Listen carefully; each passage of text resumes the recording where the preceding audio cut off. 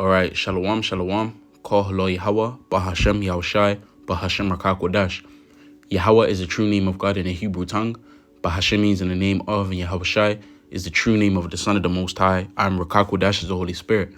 And double honors to the elders and the apostles of GMS, and Shalom to the hopeful elect. We are the real true Hebrew Israelites according to the Bible. You know, the so-called blacks, Latinos, and Native Americans. And of course, Israel is scattered throughout the four corners of the earth. So you may not look like the typical Israelite. But if this word resonates with you, then you're indeed an Israelite. So I'm back with another lesson. And this lesson was inspired by, this is breaking news. This, literally just came out. So it reads, Indonesia earthquake. Many school children among 252 killed in West Java. Okay, once again, Indonesia earthquake. Many school children among 252 killed in West Java.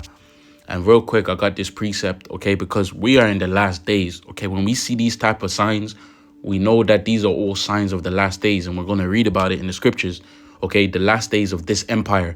Okay, a lot of people got it twisted that it's the end of the world. No, it's the end of this current empire, okay? And the kingdom of heaven is getting ready to be established. And the kingdom of heaven is going to be ushered in by the Lord, Yahushai, and the Israelites is going to be the Israelites' rulership. Okay, that's why Israel is waking up right now, because we have our empire coming. So this is the book of Matthew chapter 24, starting from verse 3. Shouldn't have done that. Verse 3, okay, it reads, And as he sat upon the Mount of Olives, I'll just read it like this. And as he sat upon the Mount of Olives, the disciples came unto him privately, saying, Tell us, when shall these things be? Okay, when? Because the disciples, just like how we're hastening, the disciples were hastening for the kingdom. So, the disciples said, tell us, when shall these things be? And what shall be the sign of thy coming and of the end of the world? Okay, the end of that empire. And Yahushua answered and said unto them, Take heed that no man deceive you, for many shall come in my name, saying, I am a Mashiach, and shall deceive many. And that whole Ronald Dalton scenario that came out, that man that made the documentary Hebrews to Negroes, this precept came to my mind because a lot of people are going to be misled by him, because he doesn't teach who the Edomites are, and he just teaches a lot of bugged out things. But the scripture said it, that many shall come in the name of the Lord, saying that they are anointed, and shall deceive many. So verse 6, this is the point right here.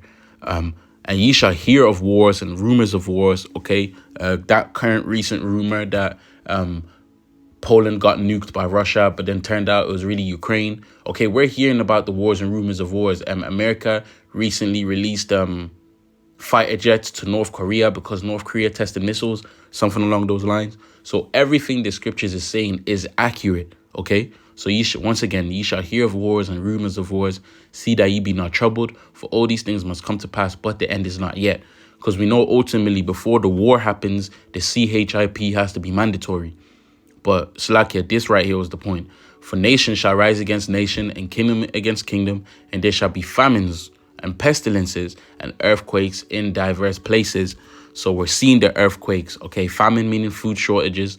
And with the whole C-19 that happened, a lot of food shortages took place. And it's going to be felt real soon. And then in terms of the pestilences, C-19 is an obvious one. But there's more pestilences on its way. So verse 8 reads, All these are the beginning of sorrows. So we're seeing the beginning of sorrows. There's always some new breaking news. I believe, 4 months ago, an earthquake took place that destroyed 1,000 people in Afghanistan.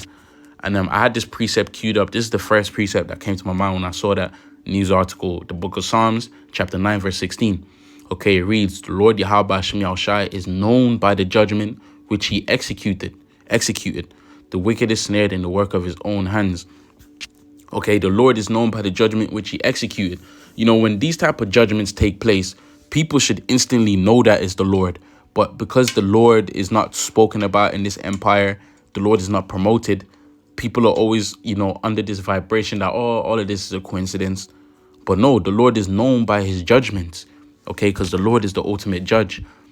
I also have this precept queued out because, it said that the earthquake had killed many children.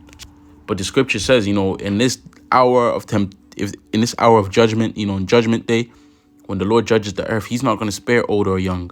So we're going to read that in Ezekiel. I'm going to start from verse 4, but the point is in verse 6.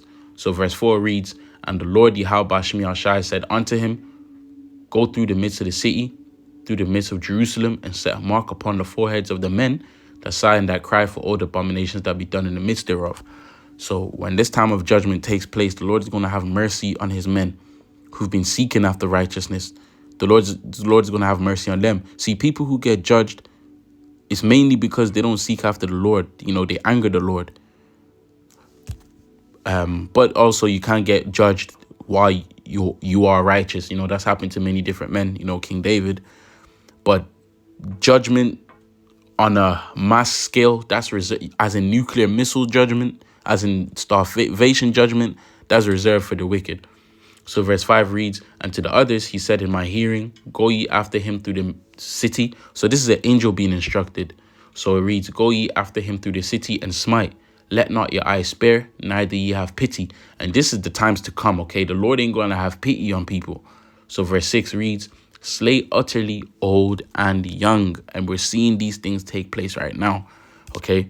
So it reads, slay utterly old and young, both maids and little children and women, but come not near any man upon whom is the mark. Okay, that mark of exemption, thawa in the Hebrew.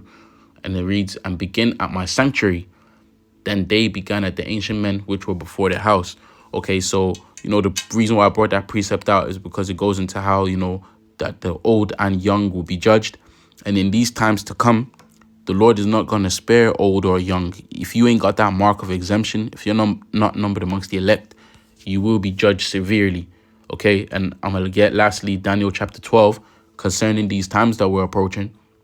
Okay, Daniel chapter 12 verse 1, it reads, and at that time shall Michael stand up, the great prince which standeth for the children of thy people.